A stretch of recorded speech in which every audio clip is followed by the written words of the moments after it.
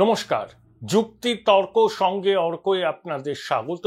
আপনাদের সঙ্গে আমি অর্কপ্রভ সরকার। বাংলাদেশ তালিবানদের দখলে। দেখুন, তালিবানরা বামিয়ানের বৌদ্ধ মূর্তি ভাঙচুর করেছিল, কিন্তু বাংলাদেশের তালিবানরা নিজেদের দেশের গৌরবোজ্জ্বল অতীতকে অগ্রাহ্য করে সেটাকেই ধ্বংস করতে নেমেছে।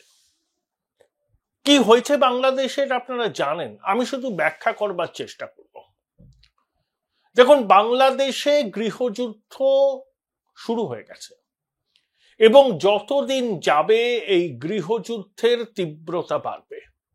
লড়াই হবে মূলত দুপক্ষের মধ্যে।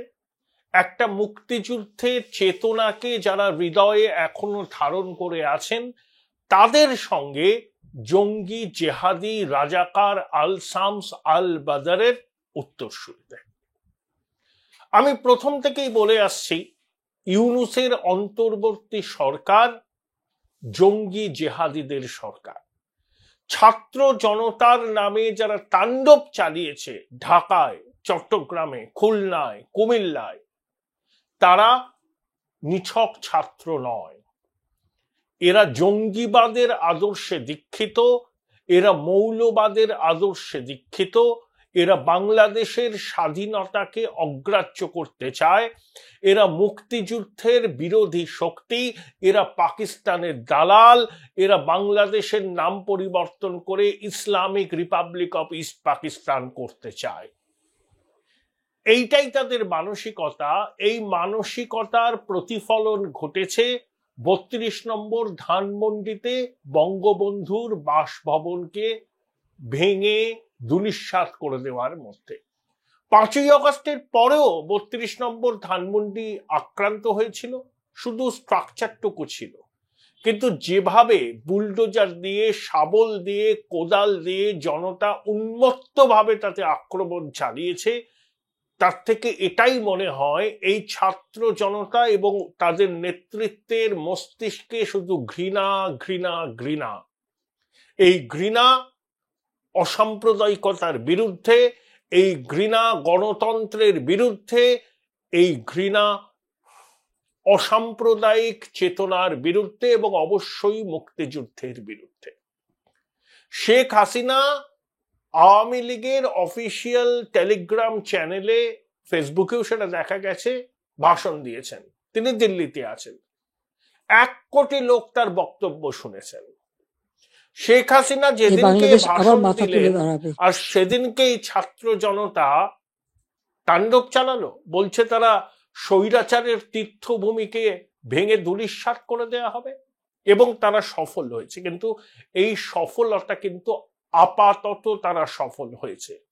এই শক্তি কোনোদিন শেষ পর্যন্ত জিততে পারবে না। মিলিয়ে নেবেন, তারা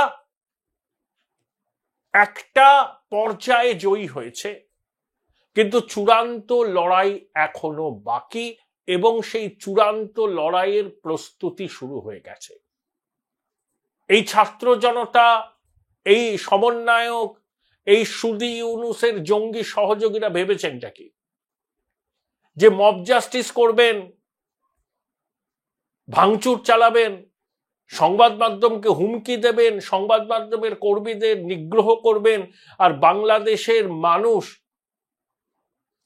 ঠোঁটে লিউকোপ্লাস্ট লাগিয়ে বসে থাকবেন? প্রথম কথা, মব যখন তাণ্ডব করে তখন সাধারণ মানুষ একটু গুটিয়ে যায়, এটা পৃথিবীর সব দেশেই সত্য। কিন্তু তাদেরও ভয় ভাঙে। দেয়ালে যখন পিঠ থেকে যায় না, তখন মানুষ মরিয়া হয়ে পথে নামে। সেই পরিস্থিতি কিন্তু এবার আসন্ন। আমি একটা ভিডিওয়ে কয়েকদিন আগে বলেছিলাম যে বাংলাদেশে গৃহযুদ্ধ শুরু হওয়ার মুখে ফেব্রুয়ারি মাসে উথাল পাথাল হবে বাংলাদেশে। আমার অনুমান যে অভ্রান্ত ছিল, ফেব্রুয়ারি মাসের শুরু থেকে তার প্রমাণ নিশ্চয়ই আমার দর্শকরা পাচ্ছেন। শেখ হাসিনার বক্তব্য আমি শুনেছি, কাল দীর্ঘ 52 মিনিট বলেছেন। তার দুটো কথা আমার খুব মনে হয়েছে আপনাদের সঙ্গে বলা উচিত। তিনি বলেছেন যে ডক্টর ইউনূস মাঝে মধ্যেই তার কাছে আসতেন, গ্রামীণ ব্যাংক এবং তার ক্ষুদ্র ঋণের ব্যবসাটাকে এক্সপ্যান্ড করার জন্য, এবং গ্রামীণ টেলিফোনটাও তিনি চালাবেন এই মর্ম অনুরোধ নিয়ে। শেখ হাসিনা ব্যবস্থা করে দিয়েছিলেন। গ্রামীণ ব্যাংককে অর্থ সাহায্য করা হয়েছিল বলে শেখ হাসিনা দাবি করেছেন, এবং ক্ষুদ্র ঋণের ব্যবসাকে বৈধ করার জন্য আন্তর্জাতিক মহলে তিনি উদ্যোগ নিয়েছিলেন। শেখ হাসিনা দাবি করেছেন যে ডক্টর ইউনূস নিজের ব্যবসাকে বাড়াবার জন্য তার শরণাপন্ন হয়েছিলেন। তিনি কিন্তু প্রফেসর ইউনূসকে সব রকম ভাবে সহায়তা করেছিলেন। আমি যতদূর জানি শেখ হাসিনা ডক্টর ইউনূসকে স্যার বলে সম্বোধন করতেন। কিন্তু যখন দেখা গেল এই সুদখোর যে টাকা তার কাছ থেকে বাংলাদেশের সরকার কর বাবদ পাবে সেই টাকা দিতে চাইছে না, এমবেজলমেন্ট অফ ফান্ড করছে, এবং বয়স পেরিয়ে যাওয়ার পরেও গ্রামীণ ব্যাংকের শীর্ষ পদ থেকে সরে যেতে চাইছেন না, তখনই কিন্তু হাসিনার সরকার তার বিরুদ্ধে আইনানুগ পদক্ষেপ নেওয়া শুরু করে। তখনই ইউনূস খেপে যান। ক্লিন্টন ফাউন্ডেশনকে কয়েক কোটি ডলার তিনি দিয়েছিলেন। আমেরিকার ডিপ স্টেট তখন থেকেই সক্রিয় হটে, এবং হিলারি ক্লিন্টন হাসিনাকে ফোন করে ইউনূসের বিরুদ্ধে মামলা প্রত্যাহারের অনুরোধ করেন, এবং যুদ্ধ অপরাধের দায়ে আন্তর্জাতিক অপরাধ ট্রাইব্যুনাল যাদেরকে মৃত্যুদণ্ড এবং যাবজ্জীবন সাজা দিয়েছিল তাদের অপরাধ মুকুব করার আবেদন জানান। শেখ হাসিনা নিজে এই কথাটা কিন্তু বলেছেন। কিন্তু শেখ হাসিনা এতে রাজি না হওয়ায় ডেমোক্র্যাট প্রশাসনের ক্লিন্টন ঘনিষ্ঠ অংশ, তারা আমেরিকার ডিপ স্টেটেরও অংশ, ইউনূসও তাই, একসঙ্গে মিলে দীর্ঘদিন ধরে ষড়যন্ত্রটা করেছে। শেখ হাসিনা একটা সময় ক্ষমতায় থাকতে থাকতে মানুষ মনে করে তিনিই শেষ কথা। শেখ হাসিনারও কিন্তু এটা হয়েছিল। তিনি বিরুদ্ধ মত সহ্য করতে পারতেন না, বিরুদ্ধ কণ্ঠস্বরকে মনে করতেন দেশদ্রোহিতা, যেন তেন প্রকারেণ ক্ষমতায় টিকে থাকা তার লক্ষ্য হয়ে উঠেছিল, এবং সেই জন্য তিনি নির্বাচনকে প্রহসনে পরিণত করেছেন। এই অভিযোগগুলো কিন্তু উড়িয়ে দেওয়ার মতো নয়। কিন্তু তা সত্ত্বেও এটা ঠিক যে বাংলাদেশকে পিছিয়ে পড়া দেশ থেকে উন্নয়নশীল দেশের তকমা শেখ হাসিনার আমলেই হয়েছিল, এবং বাংলাদেশের গরিব মানুষকে সামাজিক সুরক্ষার কবচে তিনি এনেছিলেন, এটাও ঠিক। কিন্তু দুর্নীতি, ঔদ্ধত্য, বিরোধী কণ্ঠস্বরকে দমন করার যে বিষয়গুলো বারে বারে উঠছে, সেটাকে আমি পুরো অবান্তর অভিযোগ বলে মানতে রাজি নই। এই অভিযোগের অনেকটার সারবত্তা আছে, সবকিছু নয়। কিন্তু ইউনূস কিন্তু ধোয়া তুলসী পাতা নয়, ও আজন্ম রাজাকার, ও মুক্তিযুদ্ধ বিরোধী শক্তি। ওর উপদেষ্টা পরিষদে এমন অনেকে আছেন যাদের পরিবার রাজাকার ছিল। আমি তাদের নাম বলতে চাই না, নাম বললে লজ্জা পাবেন তারা। নিজেরা আয়নার সামনে মুখটা দেখলেই তারা বুঝতে পারবেন যে তাদের পূর্বপুরুষেরা মুক্তিযুদ্ধ বিরোধী শক্তির সঙ্গে হাত মিলিয়েছিলেন। এই যে ধরুন আমাদের প্রেস সচিব, মানে বাংলাদেশের প্রেস সচিব, তিনি নাকি খুব গরিব পরিবার থেকে উঠেছিলেন, এখন 5 তলা বিলাসবহুল বাড়িতে থাকেন। তা 5 তলা বিলাসবহুল বাড়ি তো আর ইউনূসের জমানায় হয়নি, শেখ হাসিনার জমানাতেই তিনি তৈরি করেছিলেন। আওয়ামী লীগের নির্বাচনী প্রতীক নৌকো চিহ্নের সামনে দাঁড়িয়ে ছবি তুলে সমাজ মাধ্যমে পোস্ট করেছিলেন। মুজিব জ্যাকেট গায়ে দিয়ে ছবি তুলেছিলেন। তিনি অন্ধ মুজিব ভক্ত ছিলেন, এটা সবাই জানেন। কিন্তু তার পরিবার রাজাকার, আর ও হচ্ছে রাজাকারের বাচ্চা। এমন ভাবে কথা বলে যেন মনে হয় ও রাষ্ট্রনেতা। বিএনপির এক প্রবীণ নেত্রী ব্যারিস্টার ভদ্রমহিলা রুমিন আক্তার, তাকে কি অসম্মান করলেন একটা টক শোতে। মহিলারা মাতৃশক্তি বলি আমরা, এটা আমাদের কি বলবো, এটা আমাদের জীবন বোধ, এটা আমাদের সযত্ন লালিত ঐতিহ্য। এভাবেই আমরা মেয়েদের সম্বোধন করি, অন্তত আমি করি, মাতৃশক্তি। আর ওই ভদ্রলোক প্রেস সচিব রাজাকারের বাচ্চা ওই ভদ্রমহিলা মাতৃশক্তিকে বললেন মহিলা। কতটুকু লেখাপড়া জানে সন্দেহ আছে। অসম্মান, এই হচ্ছে তালিবানি মানসিকতা। মেয়েদের অসম্মান করব, মেয়েদেরকে ফুৎকারে উড়িয়ে দেব, মেয়েরা পর্দানসীন থাকবেন, ঘরে অন্তপুরে থাকবেন। এমনও হতে পারে আগামী দিনে বাংলাদেশে ইউনূস সরকার ফতোয়া জারি করবে যে মেয়েরা ঘরের মধ্যে থাকবে, নিচু স্বরে কথা বলবেন, তাদের কথা যেন বাইরে কেউ শুনতে না পায়, জানলা বন্ধ করে রাখতে হবে যাতে বাইরে তারা কিছু দেখতে না পায়, বাইরের লোকও যেন অন্তপুরে দিকে নজর দিতে না পারে, ইত্যাদি, যেরকম তালিবান করেছে। এবং আগামী দিনে নারী শিক্ষা বাংলাদেশে কিরকম ভাবে ক্ষতিগ্রস্ত হবে আপনারা শুধু দেখতে থাকুন। যদি না বাংলাদেশের গণতান্ত্রিক চেতনা সম্পন্ন শক্তি এই দুর্বিনীত মাতৃজঠরের লজ্জা মুক্তিযুদ্ধ বিরোধী পাকিস্তানের দালালদের বিরুদ্ধে পথে না নামেন, দেখুন বিপ্লব হলে প্রতি বিপ্লব হয়। Join Indian Institute of Hotel Management now. Right choice, right decision. Sheikh Hasina এবং আওয়ামী লীগের প্রাসঙ্গিকতা যে বাংলাদেশে এখনো প্রচন্ড, তার প্রমাণ হচ্ছে শেখ হাসিনা ছাত্রলীগের উদ্দেশ্যে বক্তব্য রাখবেন সমাজ মাধ্যমে, সেটা শুনেই ঘুম উড়ে গেছে শুধু ইউনূসের অন্তর্বর্তী সরকারের এবং এই ছাত্রদের। অর্থাৎ শেখ হাসিনাকে ইগনোর করতে পারছেন না।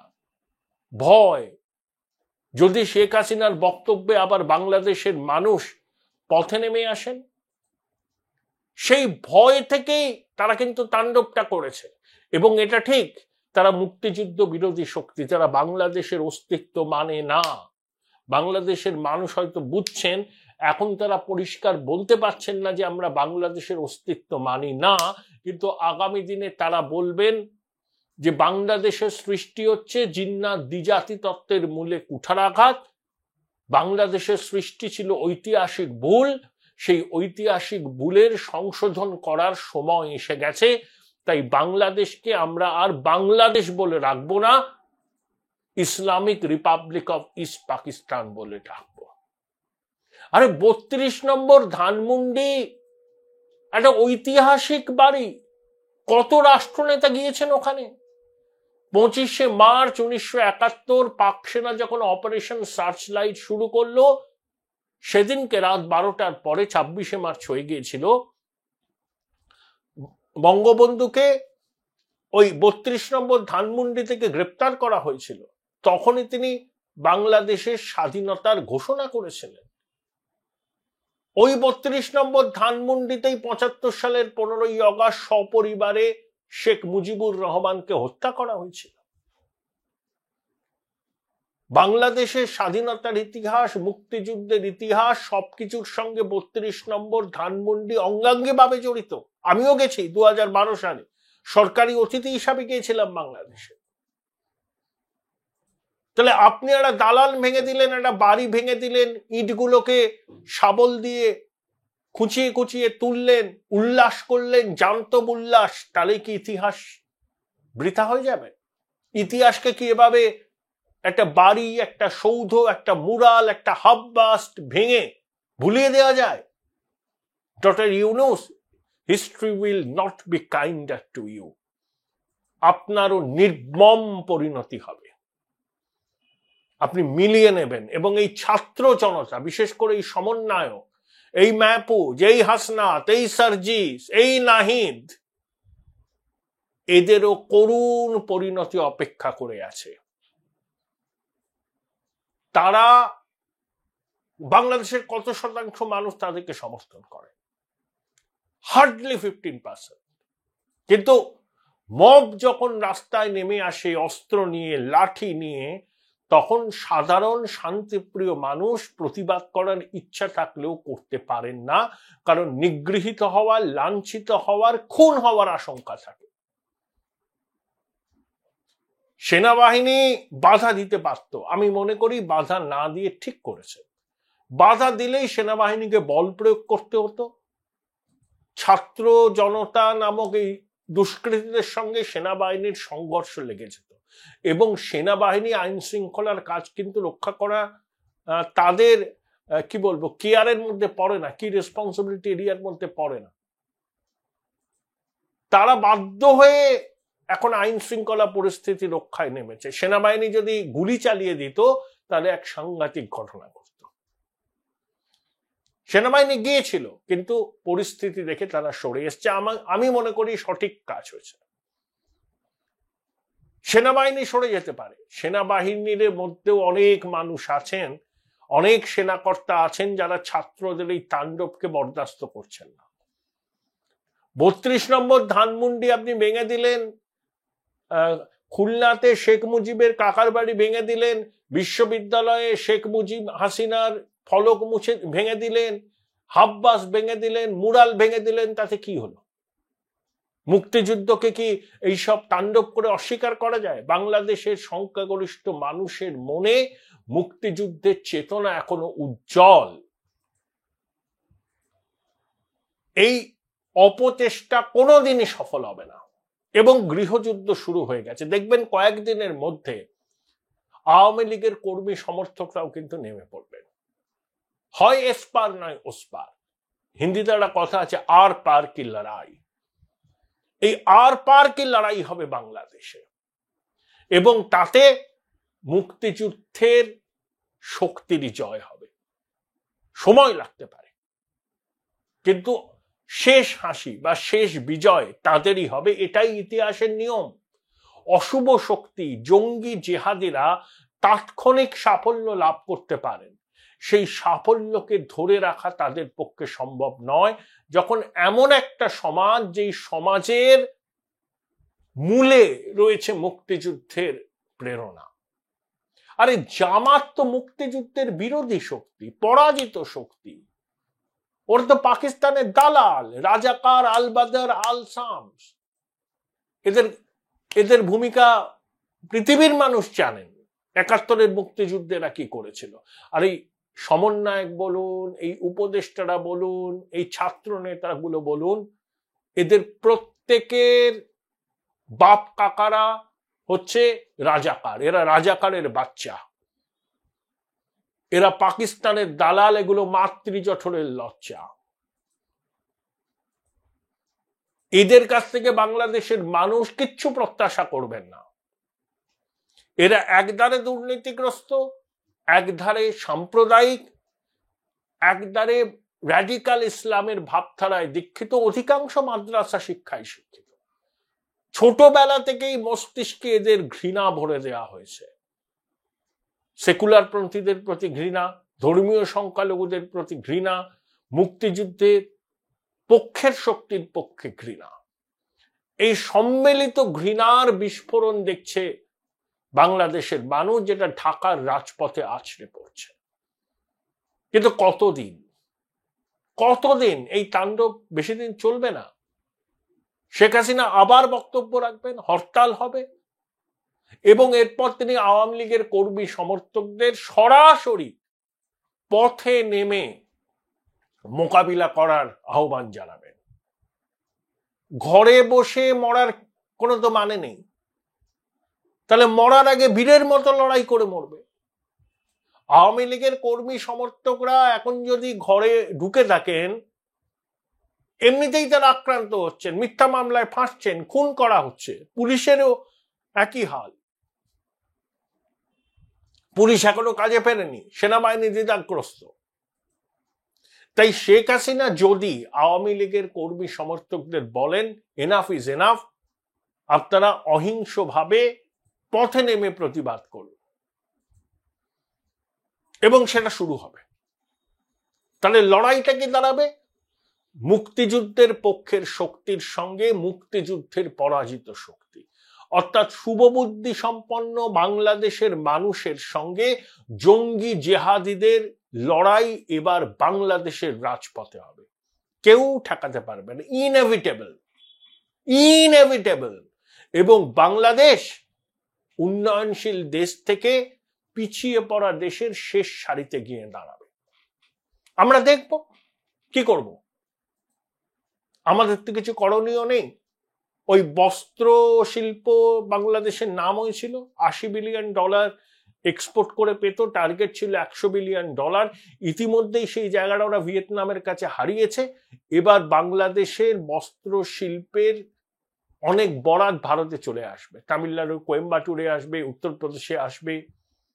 আমরা অ্যাডিশনাল $2-3 বিলিয়ন করে প্রতি মাসে বিদেশি মুদ্রা পাবো। এটুকুই আমাদের লাভ। হ্যাঁ, আমাদের ক্ষতি কি? বাংলাদেশের সঙ্গে আমাদের সীমান্ত আছে 4000 কিলোমিটারের উপরে। সেই বাংলাদেশে জঙ্গি জিহাদিরা আস্ফালন করলে আইএসআই সুবিধা পাবে। জঙ্গি জিহাদিরা এই তালগোলের মধ্যে ভারতকে রক্তাক্ত করার সুযোগ খুঁজবে।